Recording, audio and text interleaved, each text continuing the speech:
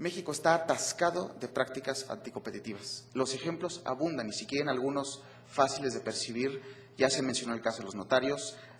Otro ejemplo es el caso de los taxis en el aeropuerto, ahora que forzaron la apertura. Invito a que observen qué ha pasado con los precios, algo muy fácil de ver.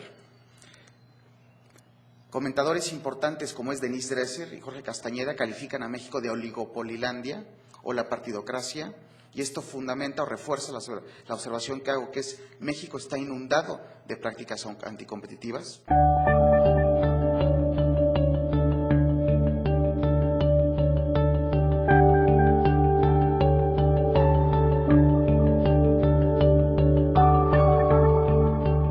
There is even a competition day in Mexico now trying to make changes, mentioned here. But that's also an area that people recognize needs attention and where there's been real effort to make a difference. And indeed, my understanding is there is even a competition day in Mexico now trying to make changes.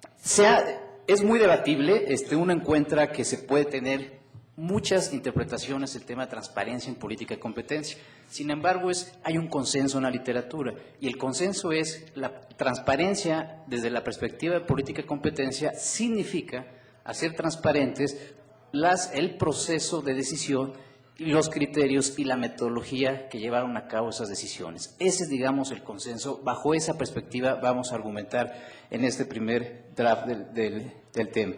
Y además, pues la idea de la transparencia, según esta literatura, le da certidumbre y eso provoca, reduce los costos de transacción en términos de litigio, de política y competencia y además hace más eficiente el trabajo de la autoridad de competencia. La Comisión tiene que utilizar otros mecanismos de transparencia, ser más explícito, más extenso en sus comunicados, explicando sus decisiones. Yo creo que tiene que reforzar la información cuantitativa más que la cualitativa, que también es importante, en donde a través de sus resoluciones, ustedes ven una resolución de la Huron Commission, compárenla con una resolución de la Autoridad de Competencia en México y van a ver que la diferencia es sustancial, hay análisis de mercado, en fin, ¿no? Yo creo que podría ser debatible, esta es una idea donde yo creo que podemos pensar en una comisión, algo así, comisión modernizadora de la política y competencia, donde profesionales, académicos, políticos, empresarios, estemos discutiendo estos temas y evaluemos un poco al final de cada periodo, bueno, pues cuál ha sido la efectividad, porque eso se hace en Estados Unidos, se hace en otros países, es un tema de rendición de cuentas. Pues una manera de que el proceso sea predecible es que el proceso esté basado en un análisis empírico, que esté avalado por pares. No es que yo me digo economista y llego y digo que la demanda tiene pendiente positiva, que para cualquier economista sería una cosa ridícula, ¿no? Que haya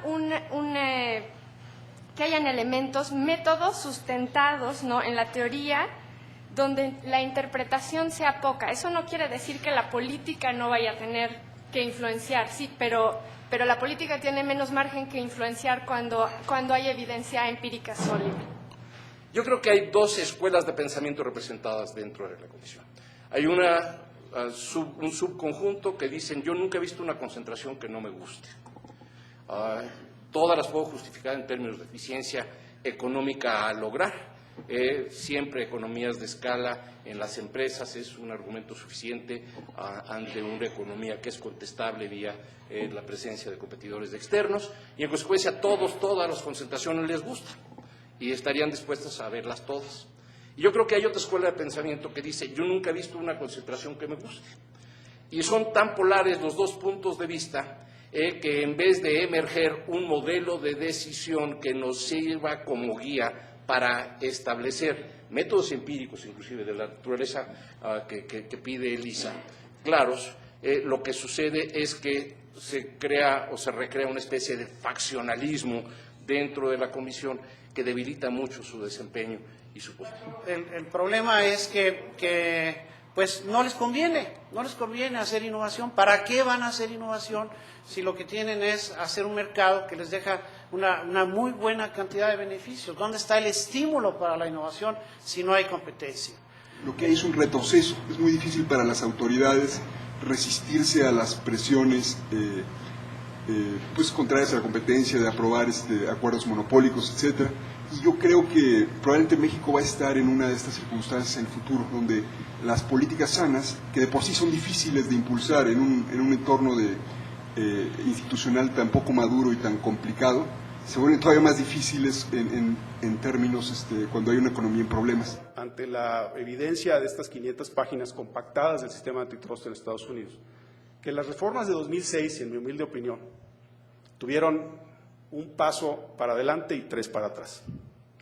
El paso para adelante en 2006 es que se introdujo una fórmula para aplicar la regla de razón en las prácticas monopólicas relativas.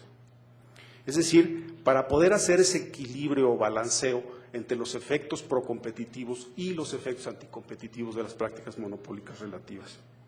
Además, introdujo un nuevo concepto de daño a los mercados que es muy importante, ¿sí? Es decir, fundado en factores económicos reconocidos por teoría económica, que son un aumento significativo en precios, la reducción de opciones para el consumidor y la inhibición en el grado de innovación en los mercados. Relacionados ahí. Y eso es realmente un acabose, ¿no? Pero el paso más grande para atrás, a mí me parece que queda claro por lo que también dijo Steve Calkins, y lo recalca el libro, ¿sí? Ha sido que la reforma debilitó los incipientes mecanismos que había de private action en la propia Ley Federal de Competencia. Es decir, le quitó incentivos a los particulares para que acudieran a denunciar ante la propia Comisión Federal de Competencia, que tiene el monopolio de la acción en materia de competencia y técnica de los mercados relevantes, y por otro lado, meten muchísima arbitrariedad, precisamente porque puede ser tan elástico el concepto, en donde ya no es suficiente analizar el mercado relevante, sino empezar a pensar cuáles mercados relacionados hay.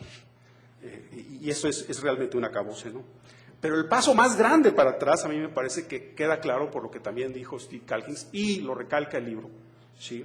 Ha sido que la reforma debilitó los incipientes mecanismos que había de private action en la propia Ley Federal de Competencia. Es decir, le quitó incentivos a los particulares para que acudieran a denunciar ante la propia Comisión Federal de Competencia, que tiene el monopolio de la acción en materia de competencia. Me parece a mí que el tema de fondo no es que tengamos buenas regulaciones, sino que tengamos buenos resultados. Muchas veces nos perdemos en el país en la búsqueda de tener la reforma perfecta, pero no que tengamos el resultado ideal. Pensemos en cuántas reformas no ha habido en los últimos años, cuántas discusiones hay de políticos, de funcionarios que nos dicen tenemos que tener estas 17 reformas y si no, no va a pasar nada. Pero hemos pasado muchas de esas reformas y no tenemos el resultado que estamos buscando. La pregunta es ¿por qué? Y yo creo que hay 2 explicaciones. Una es que simplemente reformar no es suficiente. Muchas veces se prometen cosas que las regulaciones supuestamente van a hacer o que las reformas van a hacer, pero que no, si uno lee el contenido, no es lo que harían.